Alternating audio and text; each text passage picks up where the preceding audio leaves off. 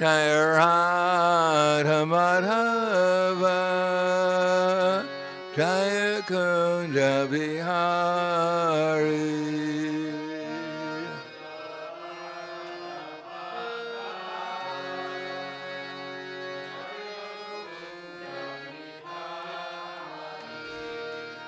Jaya Radha Madhava Jaya Kunja Bihari.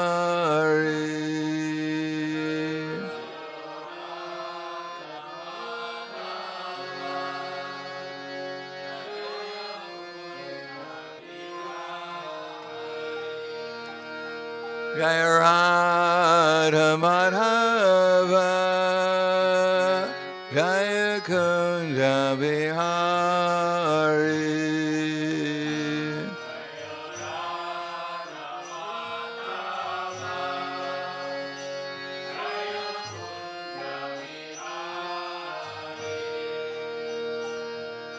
Gopijana Vallabha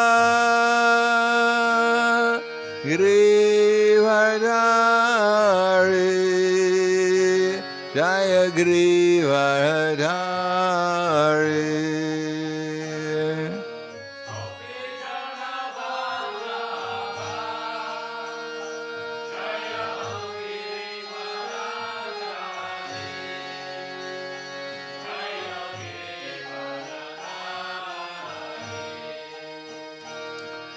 Gopijana Vallabha Girivardhari Jaya Girivardhari.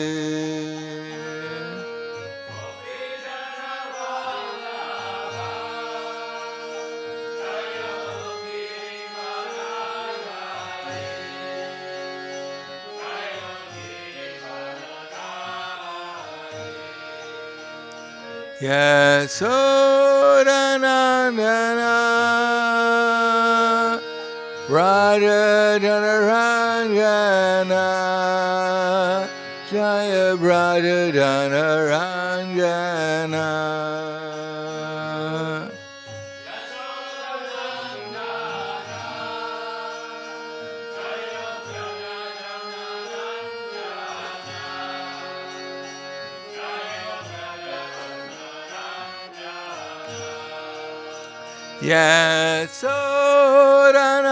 Yasodanandana Raja Janaranjana Jaya Raja Janaranjana.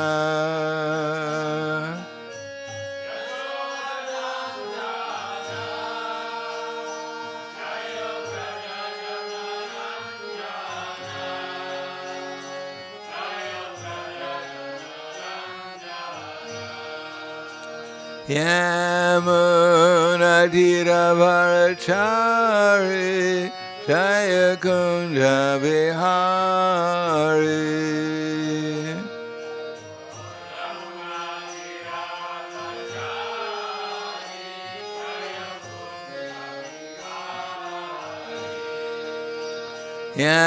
Yamuna Dhiravarachari Jaya Kunja Bihari.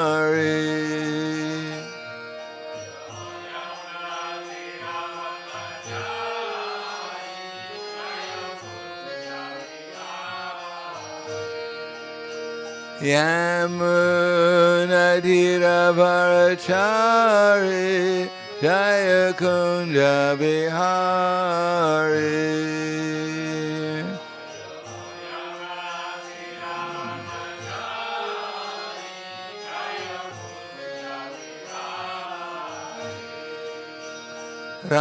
Radha Madhava Jaya Kunja Bihari.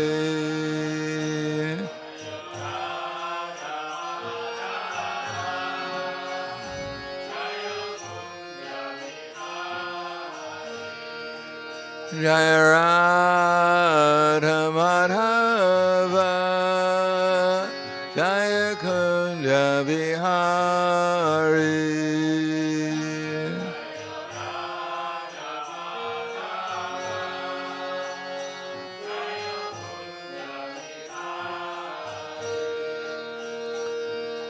Kopidana Balaba Grivadari Jaya Grivadari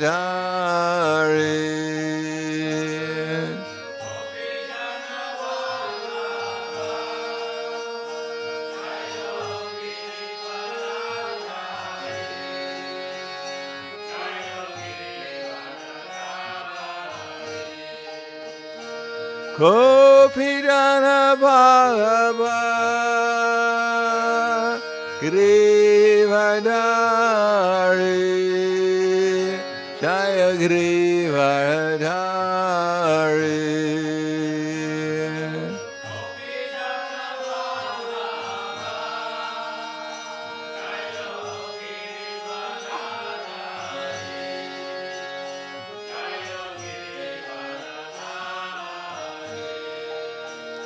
Yasodanandana Brajadanarandana Jaya Brajadanarandana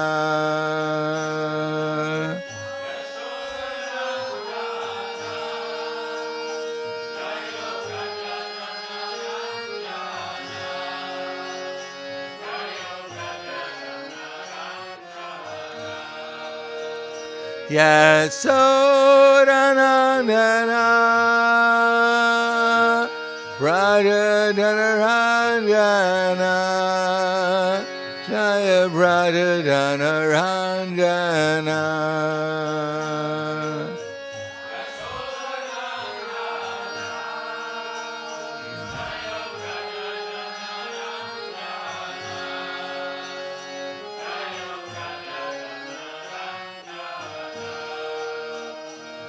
Yasodanandana Brajadanarandana Jaya Brajadanarandana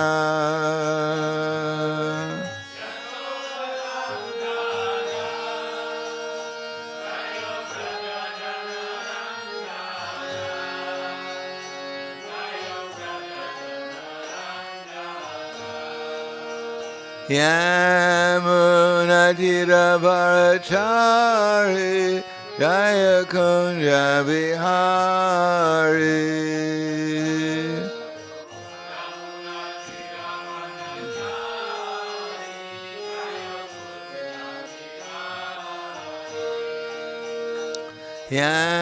Yamunatira Bharachari Jaya Kunja Bihari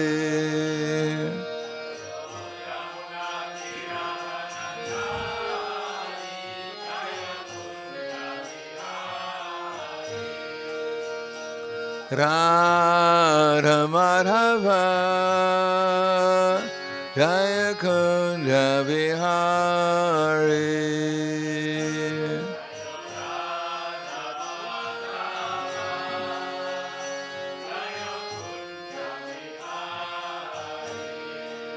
Jaya Radha Madhava Jaya Kunja Bihari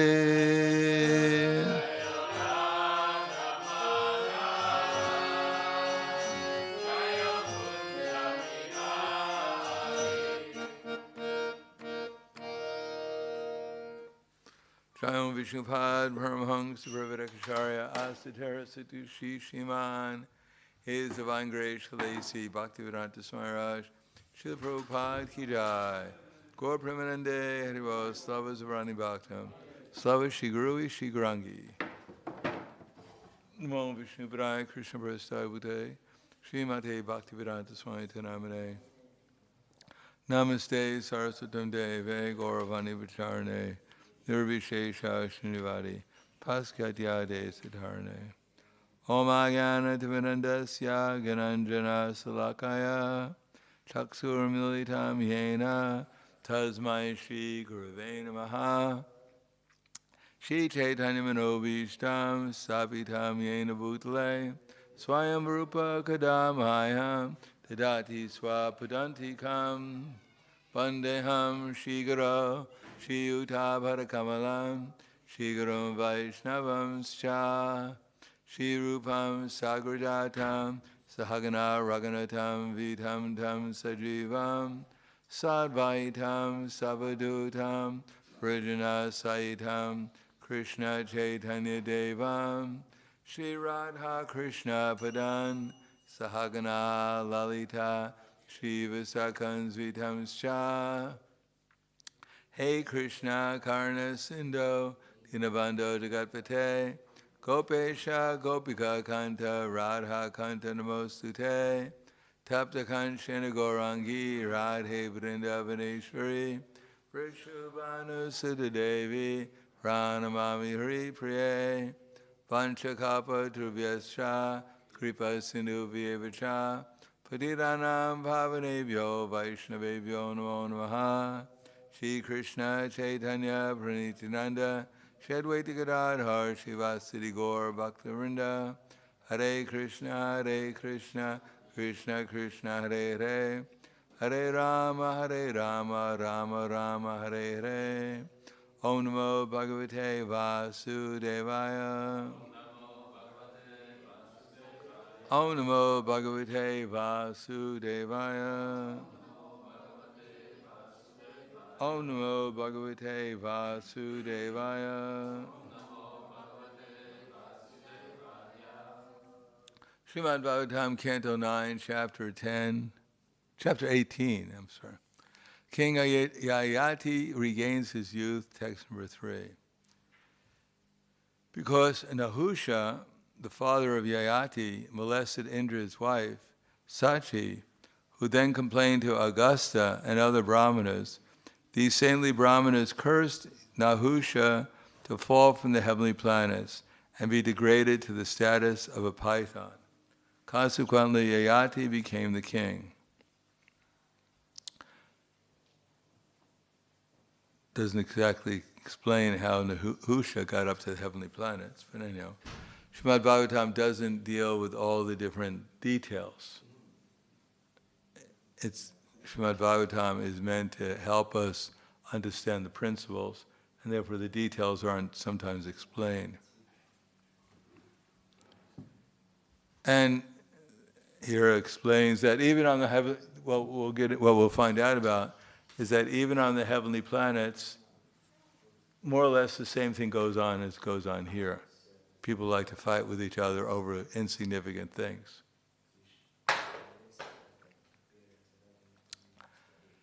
Translation: King Yayati had 4 younger brothers whom he allowed to rule the 4 directions. Yayati himself married Devayani, the daughter of Sukracharya, and Sharmista, the daughter of Rishaparva, and ruled the entire earth. So when they talk about ruling the entire earth, it doesn't mean Slovenia and a little area beyond it. It means Bhumandala, an enormous amount of land. Maharaj Parikshit said Shukracharya was a very powerful Brahmana and Maharaj Yayati was a Kshatriya.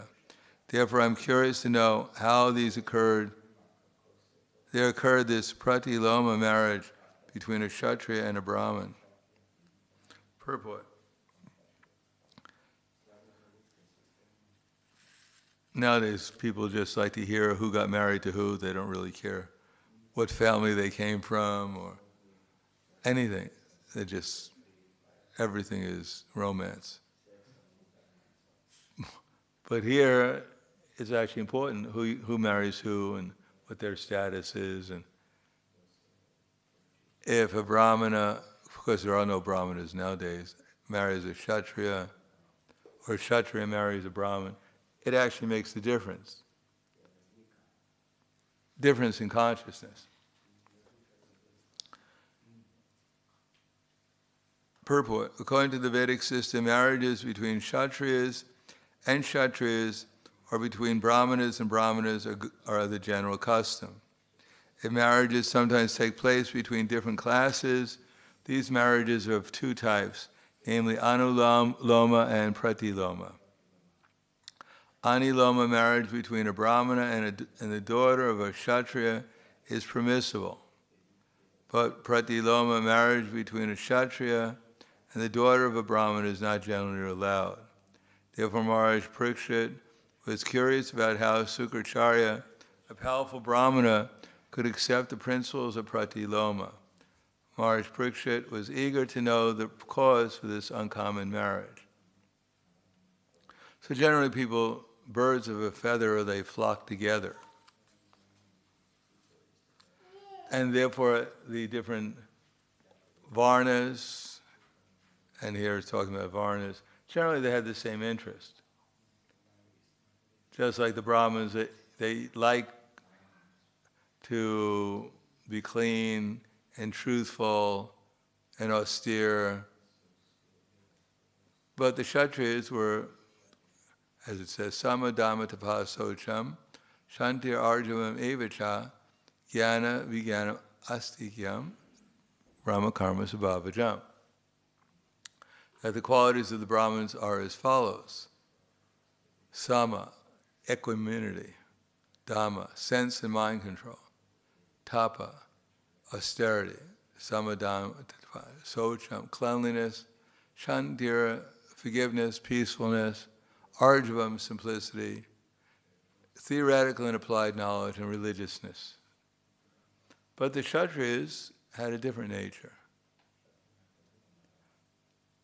That, what is the first word for a Kshatriya?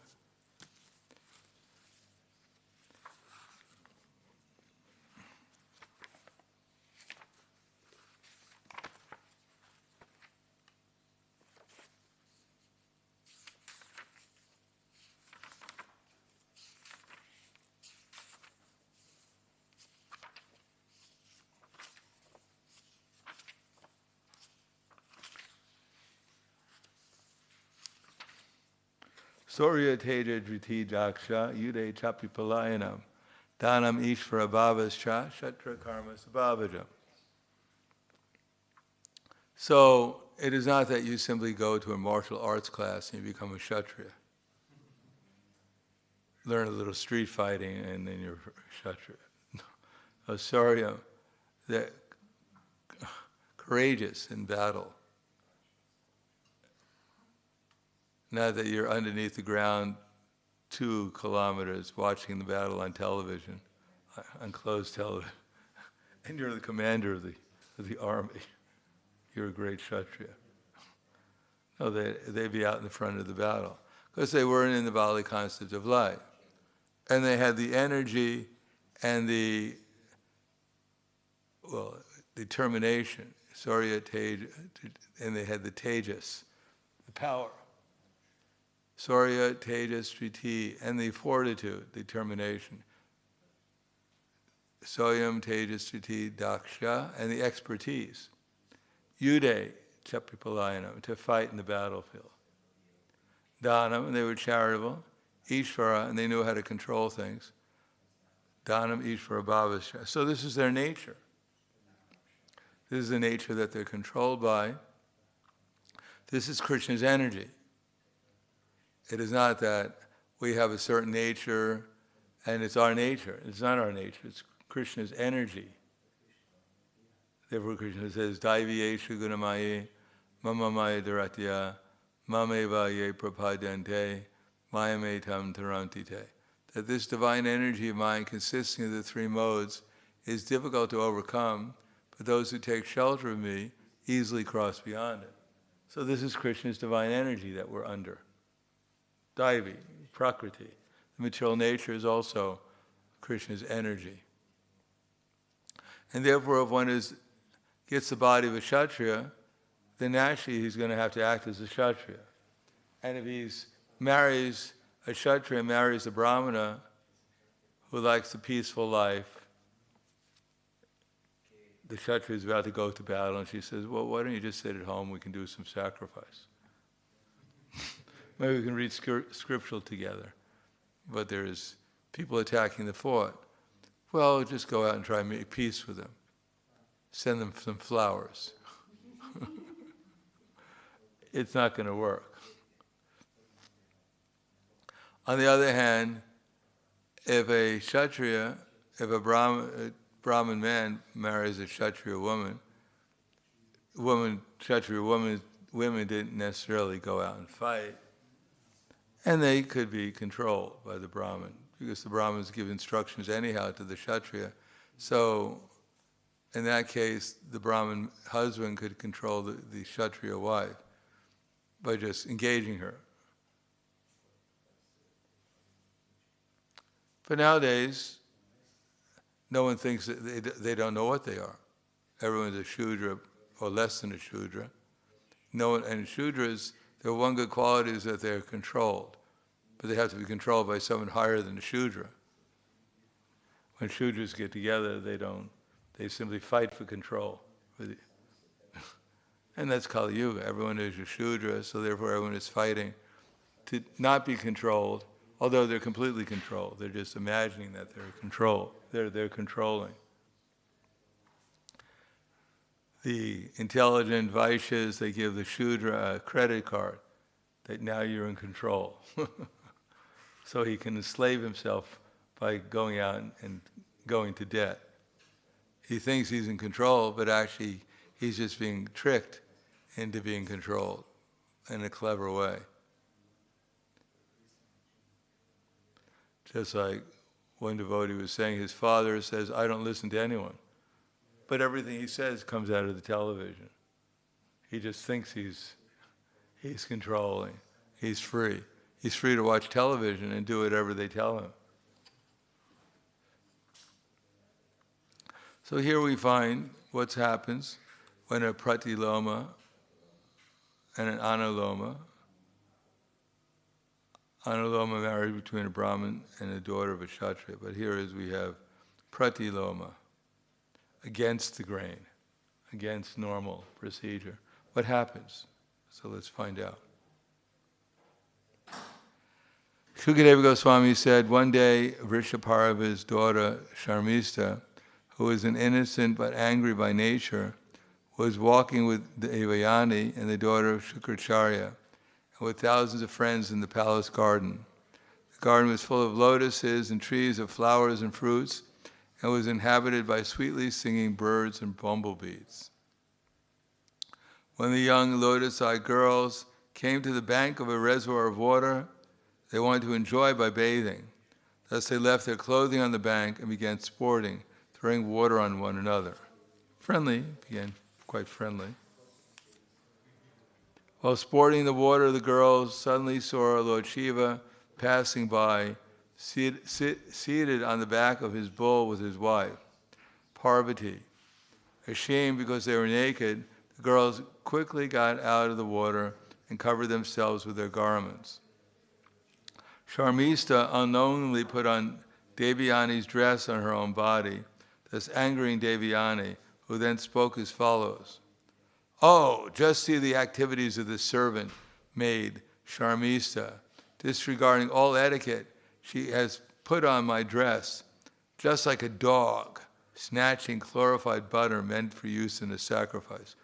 So these are friends talking to each other.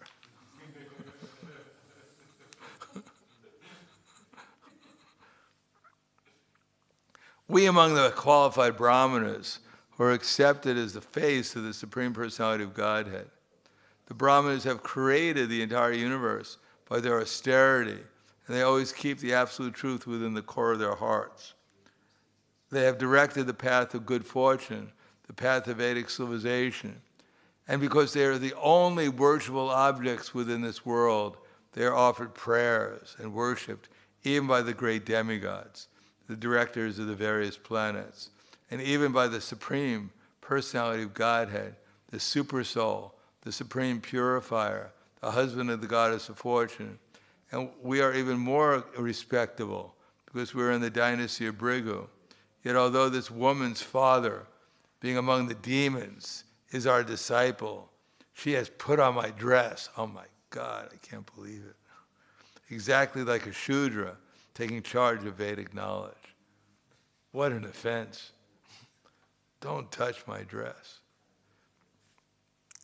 Shukadeva Goswami said, and this is a different yuga, it's straight to yuga. Shukracharya, his daughter, Shukracharya is one of the great demigods. Venus. Sukra.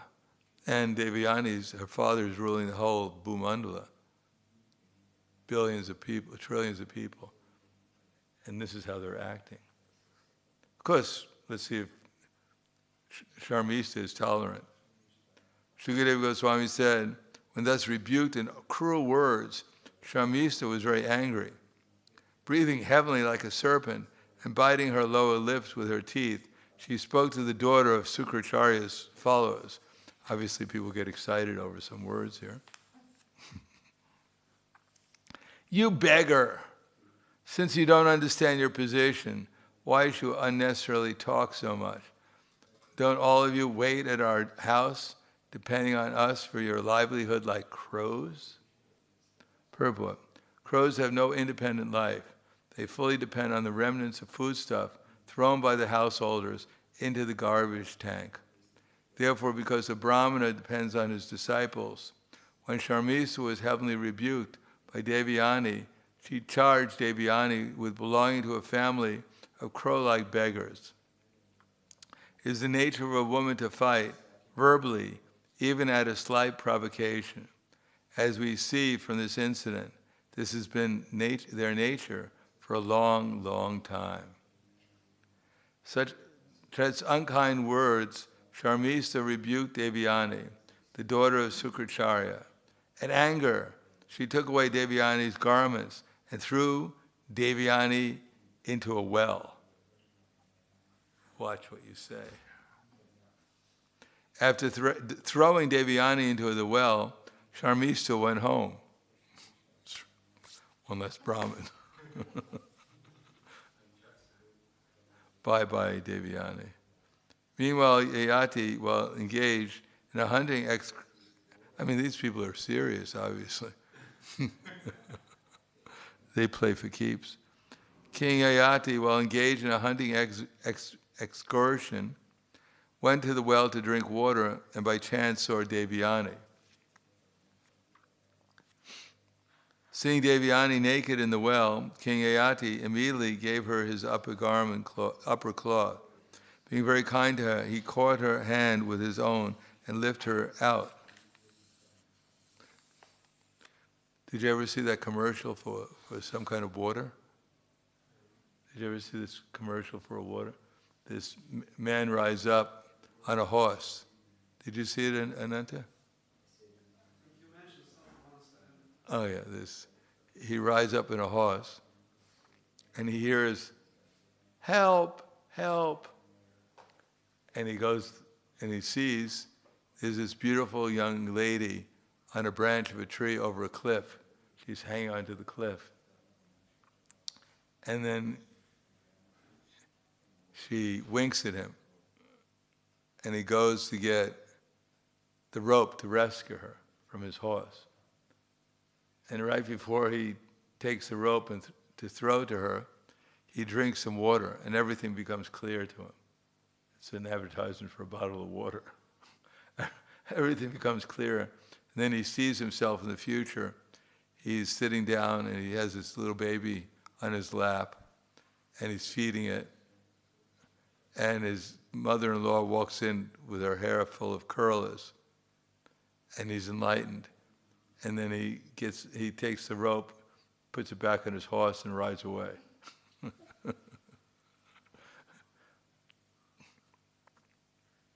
And that's a commercial on television. Of course, I think they took it off pretty quickly.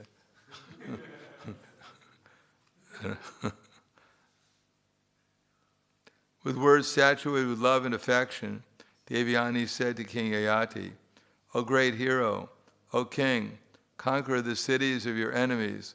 By accepting my hand, you have accepted me as your married wife." I mean, talk about chastity back then. If you just handed a lady your hand, you were as good as married to her. Nowadays, if a lady puts out your hand and you don't shake it, you're considered impolite. Let me not be touched by others, for our relationship is as husband and wife has been made possible by providence and not by any human being. Purport. While taking Devayani out of the well, King Yayati must certainly have appreciated her youthful beauty, and therefore he might have asked her what caste she belonged to. Thus Devayani would have immediately replied, we're already married because you have accepted my hand. Uniting the hands of the bride and groom is a system perpetually existing in all societies. Therefore, as soon as Yayati accepted Devayani's hand, they could be regarded as married. Because Devayani was enamored with the hero Yayati, she requested him not to change his mind and let another come to marry her. Because of falling in the well, I met you. Indeed, this has been arranged by Providence.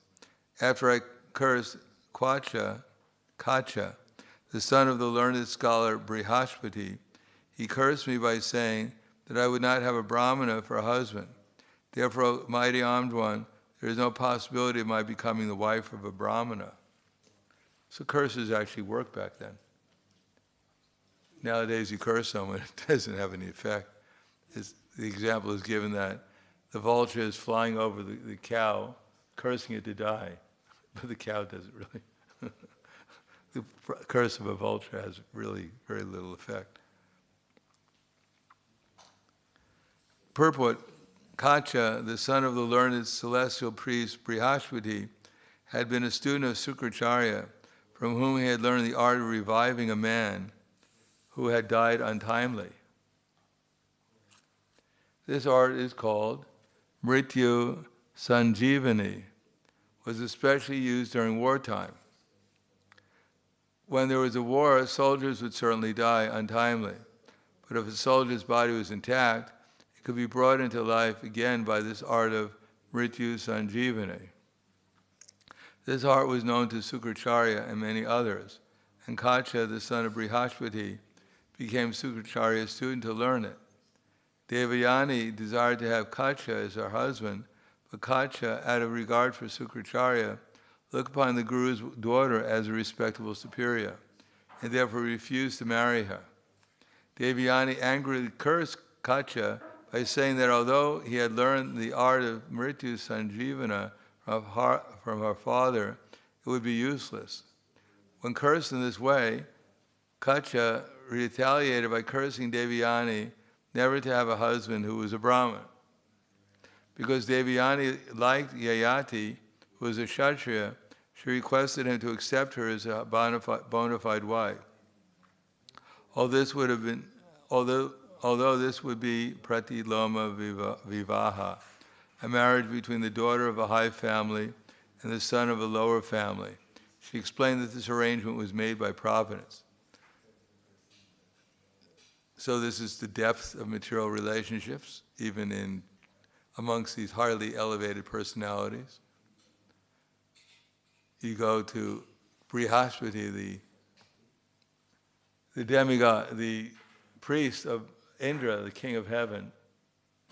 The son goes to Sukracharya, who's in charge of so many things in the universe, learns some art, a mystical art of reviving dead people, and then if Sukracharya's daughter asks Kacha, or asks the son of Brihaspati for marriage, and he says, well, I don't think it's a good idea because, I'm your father's student, and therefore you're my superior, and then she curses him.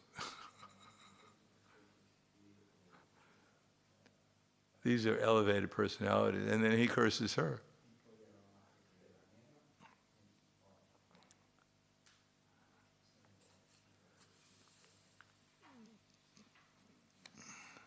And then the other thing which is amazing here is that Devayani simply sees Yayati and she falls in love with him just by they don't even say to each other anything. And she falls in love. She wants to get married to him just by seeing him. And he looks at her and it's love at first sight. How romantic the Bhagavatam is. But that's not where the story ends. How much trouble you get into.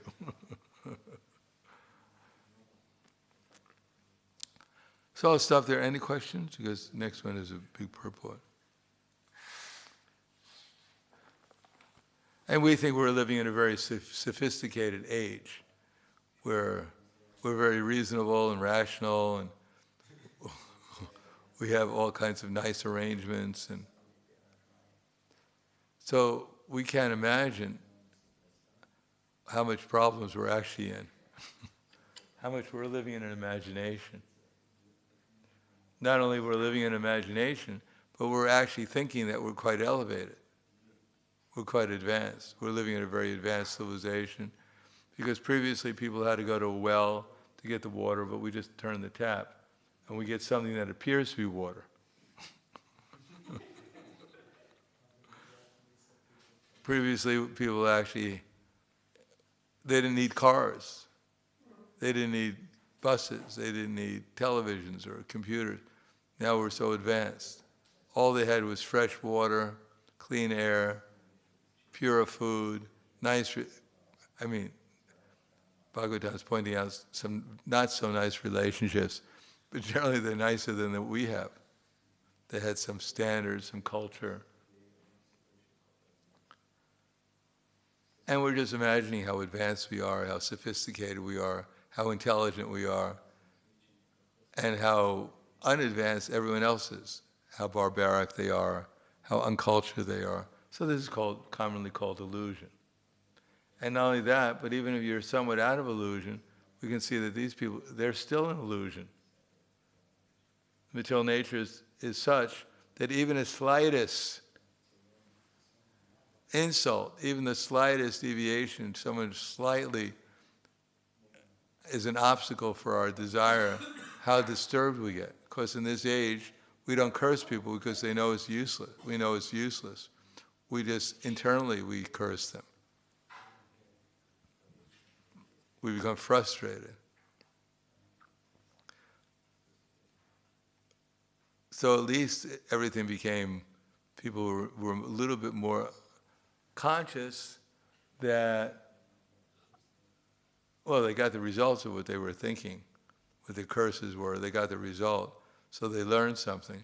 Although we'll find out that Yayati and Sharmista and Devyani, it took them thousands of years to learn the lesson, to finally get back to some sanity. We don't have that long. Therefore, the only hope for us is to chant Hare Krishna offenselessly and try to do something to spread the Krishna consciousness movement. Otherwise, we don't understand how uncontrolled our feelings are. What to speak of, our conceptions are off, and that we can only try to see through the eyes of Scripture. But because our conceptions are off, how much we become absorbed in our feelings. Because we have feelings all the time. We're always absorbed in them. But how much we take them seriously as the reality bubble that we're living in, rather than actually the transcendental feelings of Krishna consciousness. So, to realize what we're doing wrong physically, that's relatively easy. To correct it is a little difficult, because we have all kinds of feelings to back up whatever we're doing. It's not that we can just change habits automatically. We have to actually think I should change my habit, but then we come in contact with all our feelings that support the habit, that the habit's based on. And then it becomes extremely difficult to actually give up our feelings unless we're determined to change our habit that's supporting it. So here, it's even more complicated when it's based upon, these exalted personalities with enormous power and prestige, how much their egos are. We could see that you just touch their ego, they're cursing you. They're putting you in such difficulty. But we have that same problem ourselves. It's just that we curse someone and nothing happens to them. So we don't bother cursing anyone. We just curse them internally. So we also have to recognize that, how childish we are.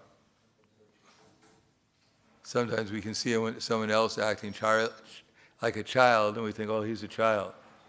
than how much grown up we actually are in terms of our actual emotional development, how much we become easily frustrated. Therefore, my conclusion is we don't really have to become great psychologists, because we're not going to become great psychologists, because everything is quite simple, and you have to be very simple to be a great psychologist. And our emotional consciousness is so complicated that it's very hard for us to see even our own complexities, what to speak of understanding anyone else's. Therefore, the only hope is to chant Hare Krishna, get Krishna's mercy,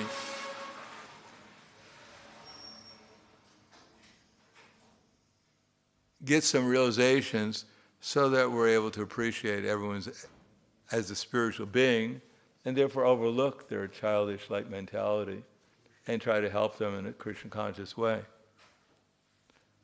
In other words, if we overlook if we go beyond our own childish mentality, which is usually our reactions to what everyone else's childish mentality is, and simply tolerate and see how to act as an instrument to help people, at least give them the opportunity to understand Krishna consciousness, then gradually we can make progress and help others making progress too.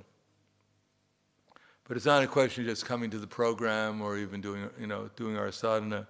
It's also a question of doing it so nicely that gradually our material-minded conceptions and emotions are exposed, so that they won't deviate us from our attempt to absorb our minds in Krishna and the feelings of Krishna consciousness, which will ultimately save us and give us the intelligence to help others too.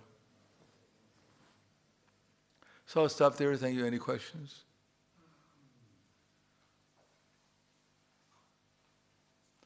Therefore, probably the greatest austerity in Kali Yuga is to live in an ashram. You live in an ashram. Not only, people may come to the program, but our actual association is on the emotional platform.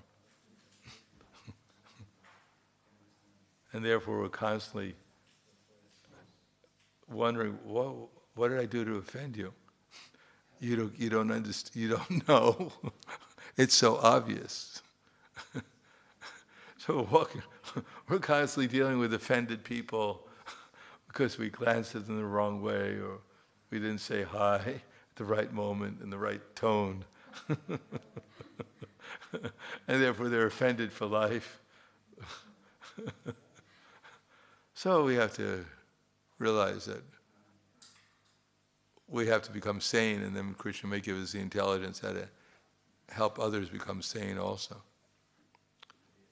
Any questions, comments? Kvala Grantaraj Srimad Bhagavatam ki jai, Srila Prabhupada ki jai, Gaur Premanande.